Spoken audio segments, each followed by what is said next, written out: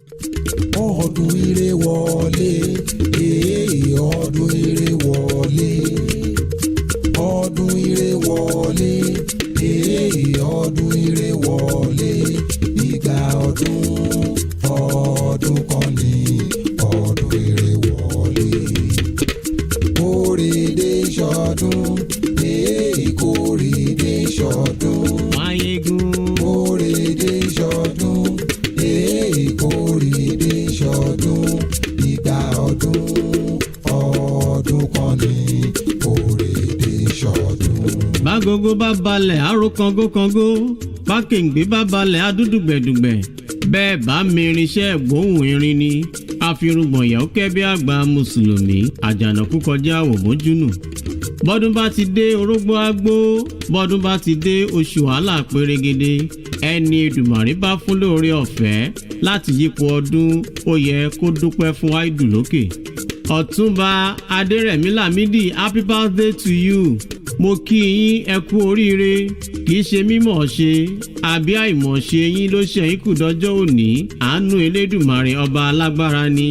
Kò ló ń kà nínú àwọn tẹ́ ẹjọ́ wáyé ló padà sọ́dọ̀ adániwáyé ní kánmọ́nkóbó, púpọ̀ ló délé tí ò gborúkọ, àìmọye ló gborúkọ tí ò sí láyé mọ́. Ẹ̀yin ń bẹ láyé, ẹ̀ ń bẹ láàyè, ẹ̀ ń bẹ láàyè rere. 70 ọdún lórí ilẹ̀ kì í ṣe kèrèmí rárá, alihamdulilayi. Adọ́gbadélẹ̀ amọ́ bí ọjọ́ àgùntàṣọ́ lọ ọkùnrin, ẹni obìnrin kò lọ́nà tó káwọ́ lérí, ó ní bẹ́lẹ̀ yóò bá jọ́kọ ẹni a sì jáàlé ẹni. Àrọ́dúnjọdún àròsùjọsù bọ́dún bá jọ pèrègì àmẹ́wà tuntun, ẹ ti ṣọdún èyí náà ẹ ó ṣe mí. Ọlá bàtà ní mọ́dò ṣàn, ọlá bàbá ní mọ́mọ́ yan, bàbá àtàtà bí wọ́n ṣe ń ṣètọ́jú ọmọ tọ́lọ́ ń fi ta wọ́n lọ́rẹ ni wọ́n ń ṣètọ́jú tẹbí láì figbá kan bọ̀kan nínú. Gbogbo ọmọ Adékúnlé pátá ló mọ rírì ohun ribiribi tẹ́ gbéṣẹ́ nínú ìgbésí ayé wọn. Bí bàbá bá kú, bàbá ní kú ní kú. Bàbá ẹni kì í jẹ́ kójú ó ti ni, ìrù ẹṣin kì í wé mẹ́ṣin lọ́rùn, pátákò ẹṣin kì í jẹ́ kẹ́ṣin ó ṣubú. Pátákò àti ìrù ẹṣin lẹ jẹ́ nínú ìgbésí ayé wọn, ẹ ò fìgbà kankan dójú tì wọ́n. Abiyamọ tòótọ́ ni Mayiegun afọ̀jà gbọ̀rọ̀gbọ̀rọ̀. Ọ̀túnba Akorede Aderemi Lamidi, ẹ ò ní rohun gbé sọnù bí ó ṣe bí ọmọ, ẹ ṣàmìkẹ́ ẹ gbé tọ́ ẹ̀mí. Mayiegun abaṣọ gẹ́gẹ́ bí ara, bí tí ẹ bá ń já kíkankíkan, àwọn ọmọ Adékúnlé ẹni rẹ tó dolóògbé lọ́jọ́ sí kọ́ba Èdùmàrè ó túbọ̀ délẹ̀ fẹ́ èèyàn rẹ ni wọ́n rán ni níṣẹ́ kíkí sí ọ. Wọ́n ní ara pápá là á bẹ́tù, ibi gíga gíga là á bẹ́so, òjòjò ní ṣòwò títí débi kó má lè ìnájà. Ọ̀túnba Aderemi wọ́n ní kòkò làrọ̀ tá a lè, ọdọọdún ní sápé rúwé, ọdọọdún ní gbàgùdá ń so. Wọ́n ní kólú jẹ́ kí ẹ gbó bí olúgbógbó ti ń gbó, kí ẹ gbó bí olúgbògbò ti gbò, kí ẹ gbó bí àgbàkan tó fowó sọmọ́ndé ọrùn lọ́jọ́ sí tó yọ títí tó fi wá dókin ní àṣẹ ń tẹ̀dùmarè. Bí n bá pèrè agbe mo ní láti pèrè aró, bí n bá pèrè àlùkò mo ní láti pèrè osùn, bí n bá pèrè ilékelèké dandan ni kí n pèrè ẹfun. Ìmòrú níjẹ̀bú nílùú bàbá tó bí yín lọ́mọ. Ọ̀túnba Akorede Aderemi Lamidi, bàbá olóyè ọ̀tún Mayiegun àdínì Kọ́lábà Central Mosque ìlú Ìbàdàn ni mò ń ké sí. Ọmọ aláyọ̀ ní mòru, ọmọ òrúgbògbò ọba amalẹ̀, ọmọ aládé eréfe, ọmọ onílé téwúre lókè ìmòru, ọmọ òru mọ̀rọ̀, ọmọ adúródọ́ba lóhùn, ọmọ àfikòkò ṣáwó lókè ìmòru, kérò gbọ̀nríyàwó àbùnà, ọmọ ajẹkọba ó tó jẹ, bàbá ìjẹ nígbìdì sàn, wọ́n tún jẹ lógún dìran. Ilẹ̀ ọmọ arẹ́yẹ má rókò, ọmọ arókò má rẹ́yẹ, ìgbà tí bàbá yín ó fi rókò ẹyẹ ti fò lọ pẹrẹpẹ. Ọmọ atákéré ìjájú, ọmọ epo òṣèwojú olóró, agbọ́n má bí wọ́n ni wọ́n ń kí hàn bàbá tó bí yín lọ́mọ. Àmọ́ má béèrè ni wọ́n pẹ̀lú, àfọ̀yìndáhùn bàbá yín àgàrà ló fi ń dá wọn.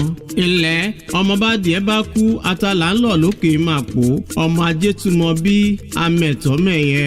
Ọ̀túnba Akorede o, ọmọ Ìjẹ̀bú alárẹ̀, ọmọ Awùjalẹ̀, ọmọ alágẹmọ 16, ọmọ ẹlẹ́dìí ògògùn màgà, adìyẹ bà lókun ó mì lílílí ara òrokùn ara rẹ̀ díẹ̀ ọmọ òun ṣe ni ọ̀yọ̀yọ̀ ń yọ̀ ọ̀yọ̀yọ̀ má yọ̀ mọ́ ohun tó ń ṣe ni ò lè pa ni ilẹ̀ ọmọ onígbò má dé ọmọ onígbò máwọ̀ àjèjì tó bá wọ gbòòrò yóò dẹni abọ́ra àjèjì tó bá wọ gbòòrò yóò dẹni ìtẹ̀mọ́lẹ̀ ọmọ ìkùlé lọ̀tá wà inú ilé la ṣe ní gbé bàbá yín ló ti náwó ṣẹ̀ǹbáyé kóyìnbó tó kówó dọ́là lóde òyìnbó ló dé lówó dọ́là pọ̀ sí tó di tẹrú tọmọ ẹ̀yin lọ́mọ ajídẹrú bí ẹni ń dẹran ọmọ gìrì òkè tá a ṣe nífẹ̀ẹ́ ogun òjàjàjà títí kó jà àwọn bàbá tó bí yín lọ́mọ ilẹ̀ ọmọ orí molúsì ọmọ àdóréke ọmọ òṣìmọlẹ̀ oníjàsí ọmọ oníjàsí ẹlẹ́lẹ̀mẹlẹ̀ ọmọ agbúrò kúpakúdé bàbá yín lójúrò mí tó fàkọ́ bí rẹ̀ tún ló ṣe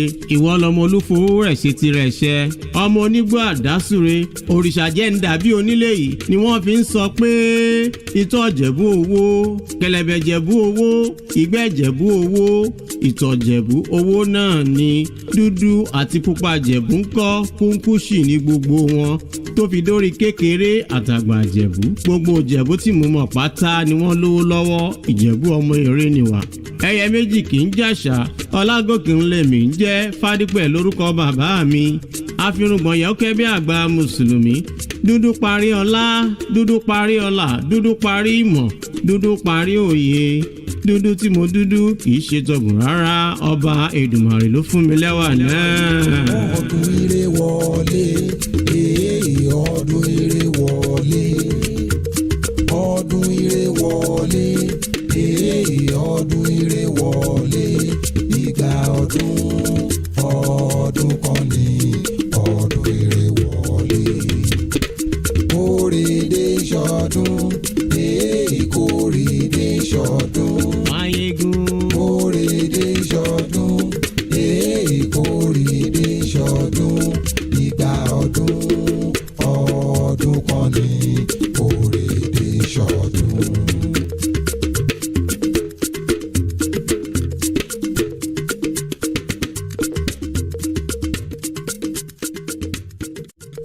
ọdún ire wọlé